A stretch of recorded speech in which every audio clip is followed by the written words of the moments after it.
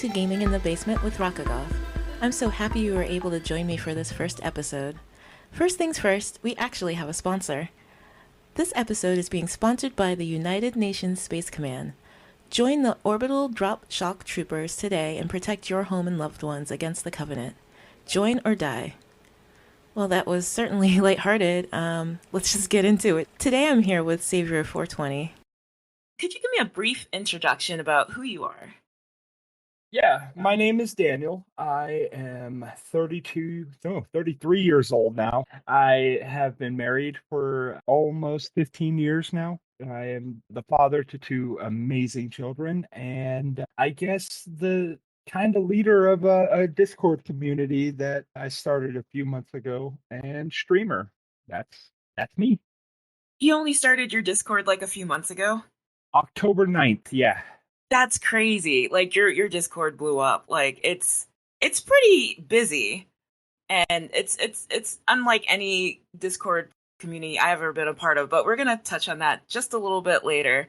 Let me get a little bit more into your gaming backstory, and then we'll get into your streaming and Discord community. Sure. Okay, so how long have you been gaming? As long as I can remember. My dad, when I was a kid, was I guess, a bit of a nerd as well. He was a computer nerd, so he worked with them. So we had computers in the house since I was a kid and video game consoles, all that stuff. I think the first video game I really played was when I was like 3 years old, and it was Super Mario World for the Super Nintendo. And playing those games, and then playing games. There's a couple that my dad played a lot. It was King's Quest and Space Quest. He played King's Quest 3, I believe, or maybe 4, and it was Space Quest 4. I know that they're just these old point and click games. Whenever I play them, it gives me a real big feeling of nostalgia. So I guess those are my early games, and I just never stopped. I kept playing as they came out.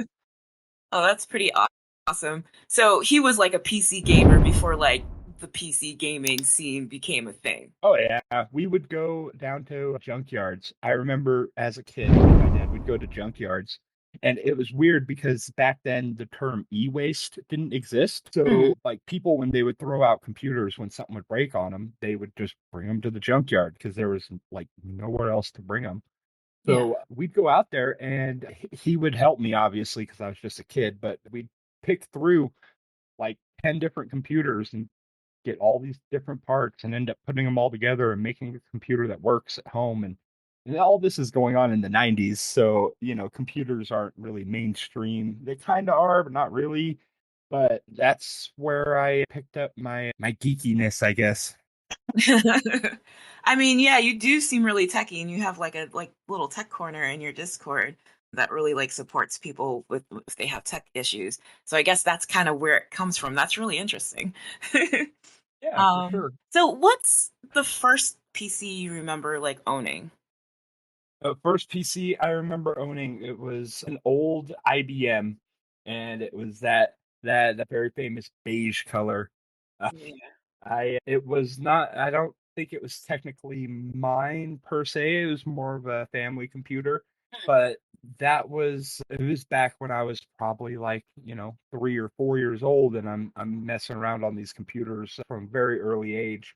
So it's the first computer that I actually owned that was mine was actually sitting right next to me. It's my little build I have here. It wasn't until I was an adult and I had my own job and I could afford, I guess, the modern computer parts is when I actually put together a modern computer just probably about 2, 3 years ago.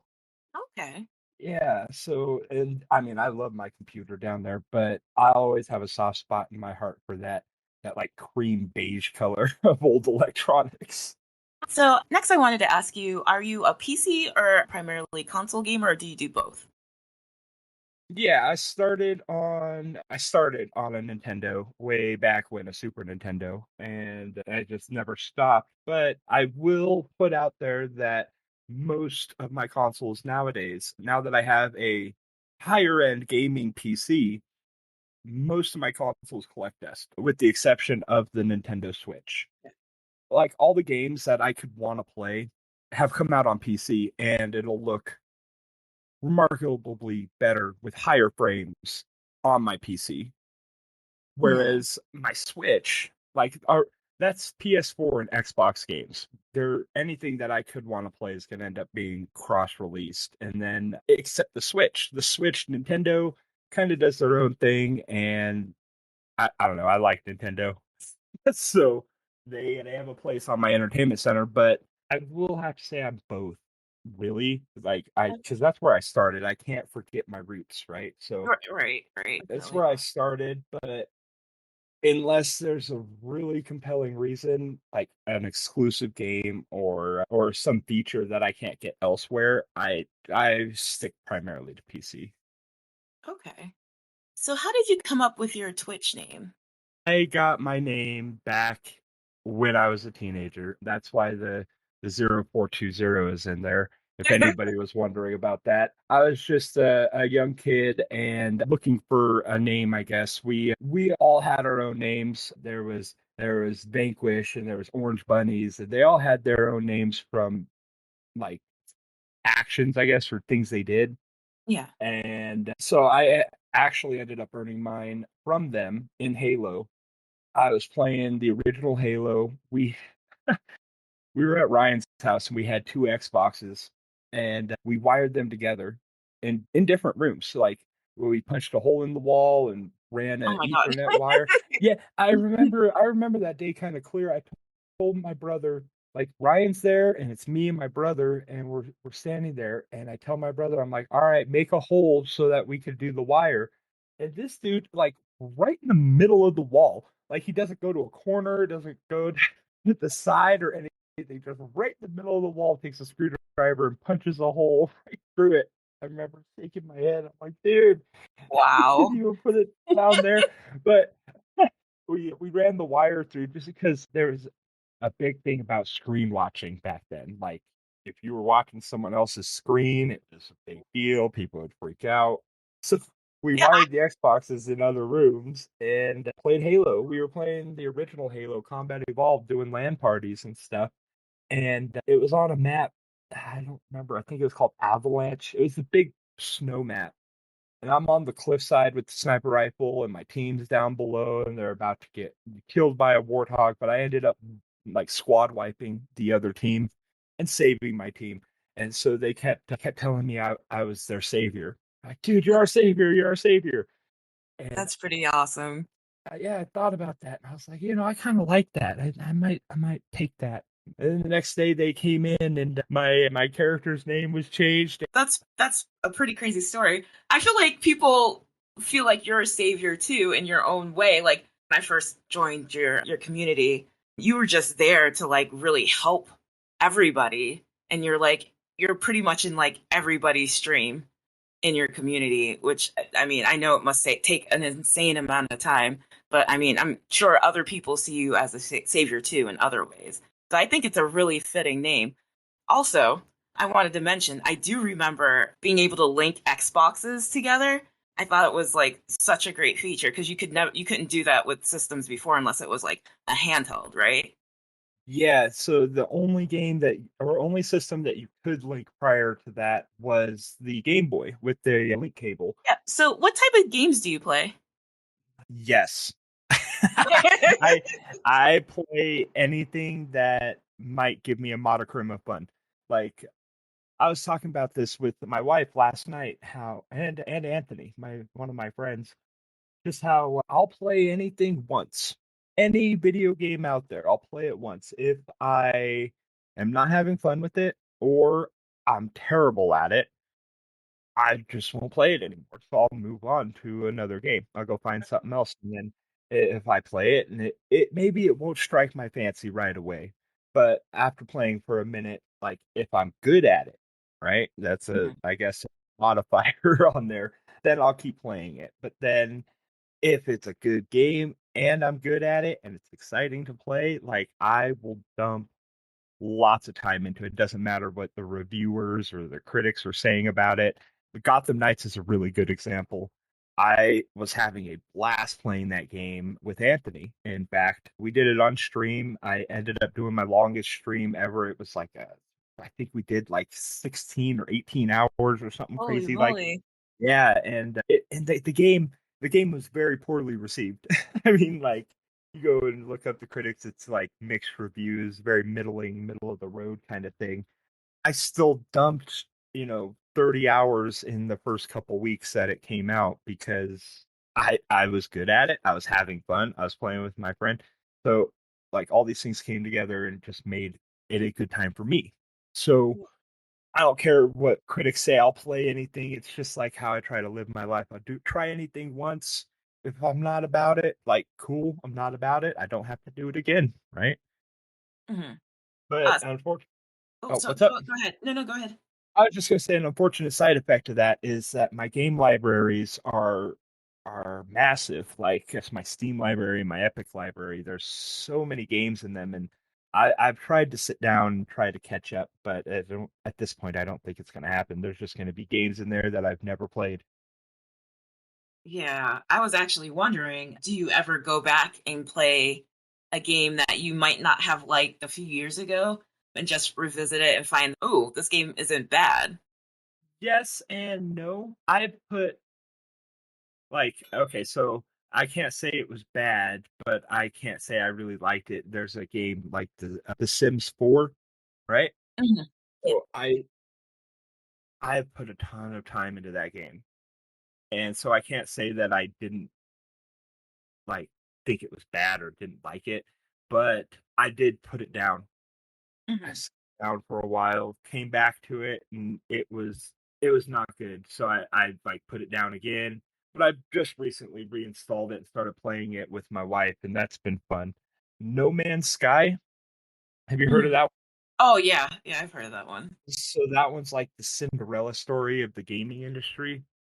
I bought that game on launch, and unlike everybody else who bought it at launch, which they just refunded it because $65 and the game was not what it was supposed to be. It was a mess.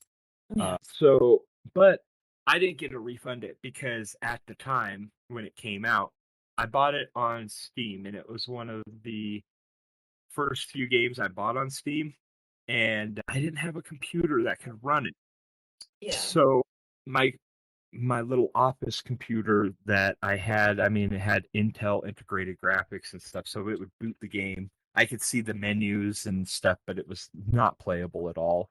And so I shelved it. Mhm. And it was, I didn't, I heard later, of course, about all the negative stuff around it that everybody was mad and getting refunds. But at this point, the refund thing had expired for me. And yeah, so I just lived with it. And then I remember I got my gaming PC and booted it up, and it was okay. I mean, there were a few updates, but it was still pretty bad. But if you come back to that game now, it's a different game, like entirely.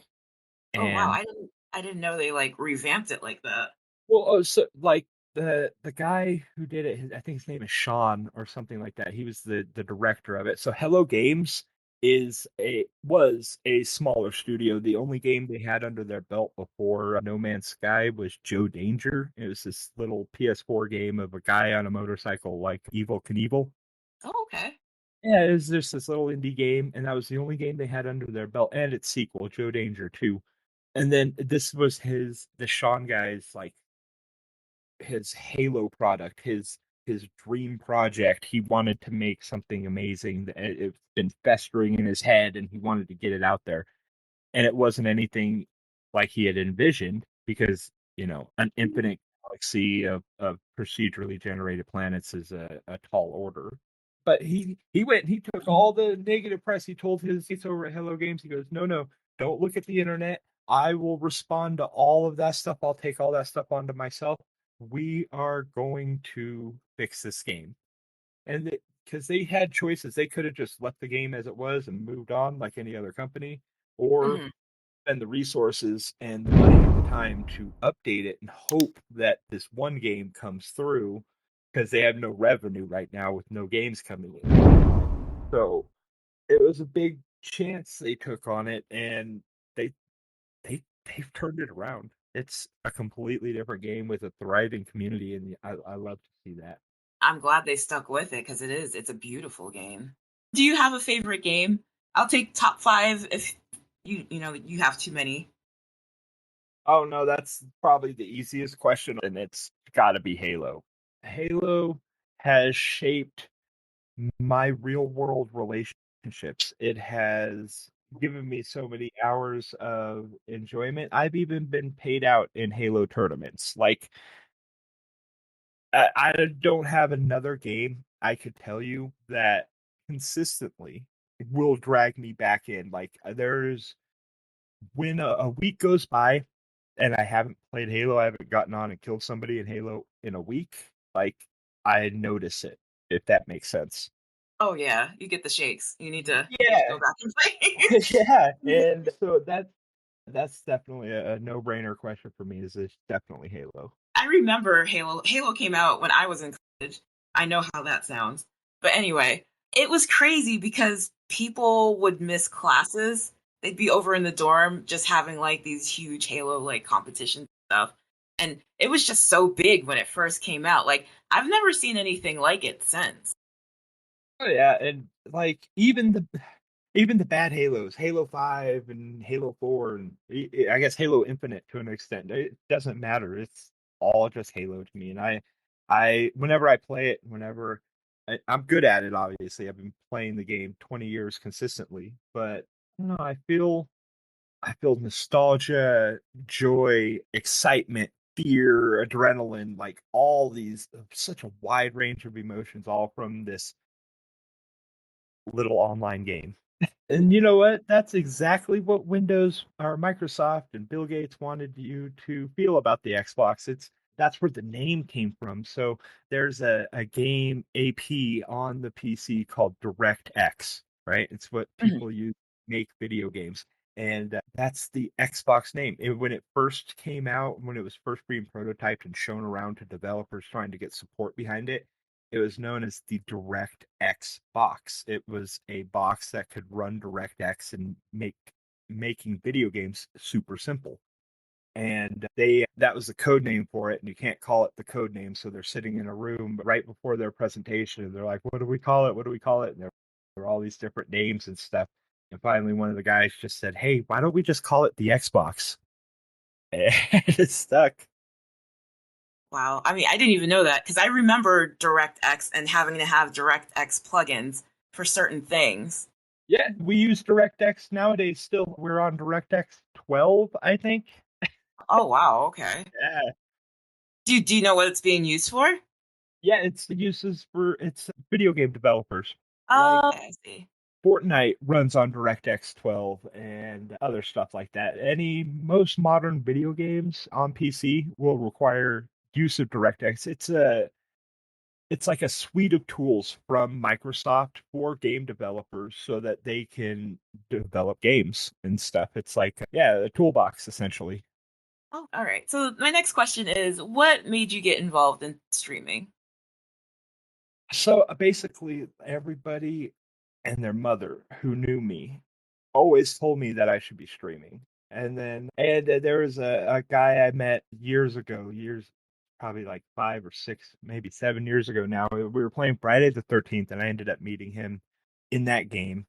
And he's from Brazil, and he's got a blog, and he's a streamer, probably like a mid-level streamer. He's pretty good. He's got a channel. He's got a living that he makes off of it, so he's got to be doing all right. Yeah. And he telling me I should be streaming. Everybody kept telling me I should be streaming because whenever I played with them, I I'm entertaining, I guess. I'm fun to play these games with. So everybody kept telling me, "Hey, you should be streaming your stuff. You should be streaming your stuff." And I just never did. I guess, life and other things happen. I'm still trying to figure out some stuff, but yeah, just figuring stuff out. And then one day, about October 9th, around October-ish, I don't know, I was in a job that I really felt like I didn't belong. And I was doing this repetitive grind over and over and over, and I don't know. Something just kind of snapped. I looked at my assistant manager in the job I was. It's actually my buddy. He's in the server too. It's Black Widow in the server. He's Oh, my I know assistant. Black Widow. He's really nice, yeah. Yeah, he was my assistant, and I looked over at him. And it's a restaurant, so I'm like, hey man, I know I got to hit my 45 hours, but do you care if I take off early? And he goes, no, I got this, I got this. So I went and I clocked out probably like 2 or 3 hours before I was supposed to leave. I clocked out and I left. I got in my car. I didn't come home though, like I usually do. I got into my car and I started driving, and my car connects to my Bluetooth on my phone, plays my playlist.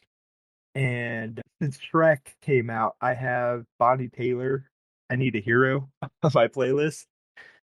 All the music on my playlist, I'm getting sidetracked here, but all the music on my playlist is has a story behind it. And Bonnie Taylor, Shrek and everything else. So I Need a Hero is on my playlist. And I got into my car and I start driving, and that song comes on. And I don't know for the life of me why, but I'm listening to that song like as it's going through, and it almost ends, and my thumb goes down, and I hit the little back button, and it comes back on, and I'm driving around, and I don't know. And next thing I know, about 2 hours has passed, 2.5 hours, and I'm still driving around listening to the Wow. same song, Bonnie Taylor.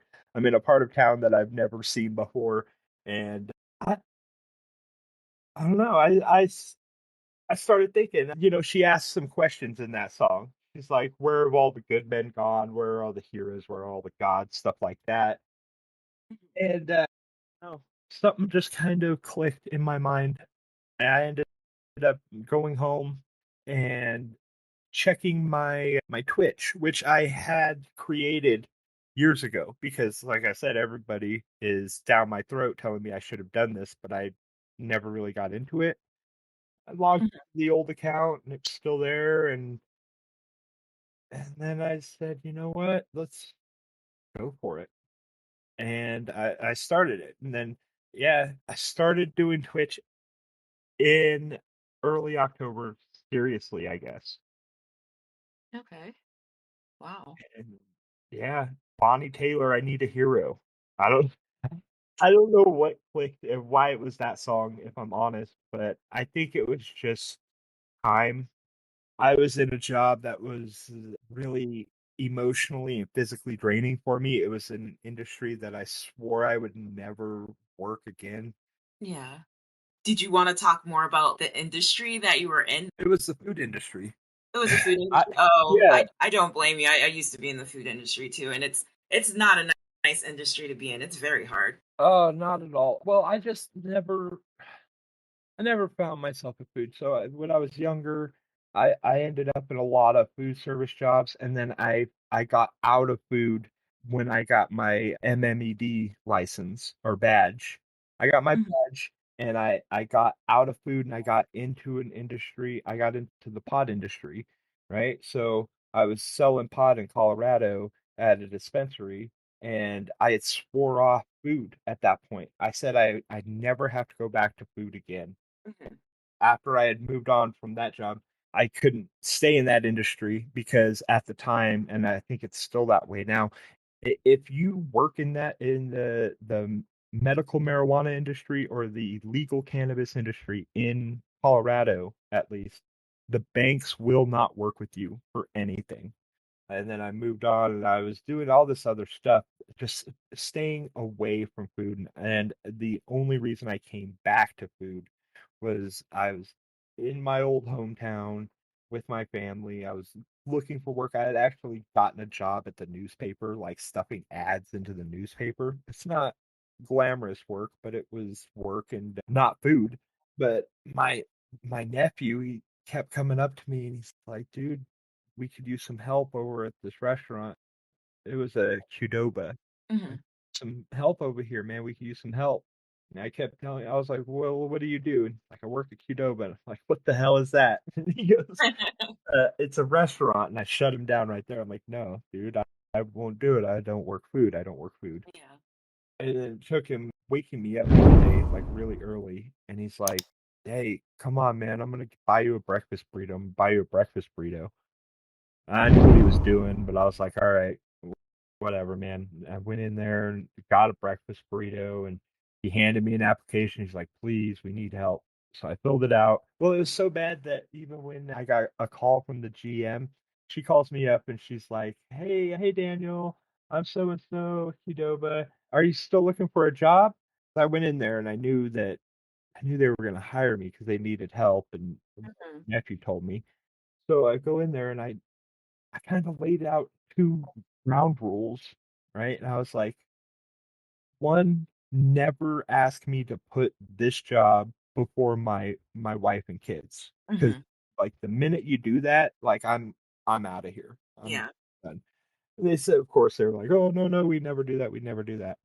And I said, well, the other thing is that I I I've sworn off food. I said I would never work this again. I am here helping my nephew, so this is a temporary thing. And she said, "That's fine too. That's cool. That's cool." And that's where it started. And I started in the kitchen and I was cooking, and I didn't mind it. I could put on my own music and do it, but it was still food, and I really didn't want to be there. Yeah. And I look down and I'm working, and I look up, and years passed and my nephew doesn't even work there anymore. So that was like kind of like you got caught in a trap again. And I stayed willingly, but I had to make a change. I couldn't do it anymore. It was just not who I was, and the fact that it was a temporary job had slowly over time got eroded down into like a bit of a legend, and then eroded down even further into a myth, and then eventually everybody that was around me there at that job just assumed it was my career. You know what I mean? And Yeah. that's not who I wanted to be. So you had that aha moment when you were listening to Bonnie Taylor, I need a hero. Yeah. uh, so in the last question I asked you, what made you get involved in streaming? I believe you had mentioned Friday the 13th. What Friday the 13th were you thinking of? Because I played the one that was on NES, and I'm guessing it was later than that. So the purple Jason NES version, yeah, that one's a fun one. Yeah. But no, Used it to is. scare me though. Yeah, no, that game freaked me out. And I'll be honest, I never really finished that game. I don't think I was ever skilled enough back in the day to finish that game. But no, this is the Steam release of Friday the 13th. It's made by Gun Studios, I think is what they're called. Okay. It's an asymmetrical multiplayer game where you have one person playing as Jason, and then you have like I think it's 8 players playing as counselors. Oh, so it's like the more recent one. Yeah, Okay. the newer one. Yeah, Okay. Okay. Cool. Yeah, I've played that. It's an interesting game. it's so I put a ton of time into that game, and a lot of people are like, "Well, you should play Dead by Daylight. Then it's the same thing. It's the same thing." But it's kind of not. Like, Different. uh, It is yeah, different. I agree with that. unfortunately, that game, like, it's like any game. If you have a really good group, which we had an amazing group playing with us, then it can be a whole lot of fun. Yeah. And the game had an unfortunate end. Like, none of us in that group would have left it the way it got left, I guess. But the studio behind it had to stop working on it like altogether. That was the unfortunate end of Friday the 13th. And just after the developer came out and said that they couldn't update it, and they couldn't even do like quality of life updates, like fix the bug Oh or wow. anything like that. They couldn't do anything with it. They couldn't touch it. So if a bug came out, which they did, obviously bugs because it's a multiplayer game, Yeah. bugs were found and they couldn't be fixed. Do you think they'll ever like revisit it? I wonder that from time to time. I've seen like Switch ports and other stuff of that game, but I think the developers have just moved on. Okay. I think they're over it, and that's just sad. It's the exact opposite of what happened to No Man's Sky. Wow. Yeah, that's crazy. I didn't know the story behind that. I also wanted to go back and ask you about your playlist because you said every song in your playlist has a story. I'm really interested about this. There's a lot of songs on there. This concludes part one. It was extremely difficult to edit this. I think our interview lasted about 2 hours, and it was pretty agonizing to cut out such a good conversation about gaming. I'm hoping in the future to have a Patreon and release the unedited versions to patrons, but I'll let you guys know when that's ready to go. I hope I see you back next week for part two. Please go follow Savior on Twitch. He's a genuinely nice guy, and his streams are very fun, and he just has this amazing community behind him. You can find him at twitch.tv/Savior420, and that's all one word. He also has a special event going on now. He talks about it in part two, and we didn't really get to that. So if you want to know more about the event, it's on a website he created.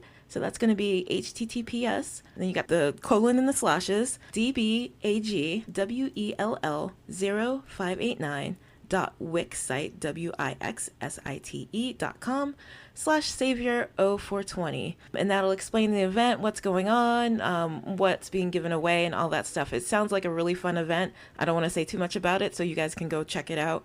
And also, my music today was brought to you by DJ Kern. She's an up-and-coming music producer, so stay tuned for more from her. Thank you guys again so much. I really appreciate it, and I hope you enjoyed this episode as much as I enjoyed making it. I'll see you next week.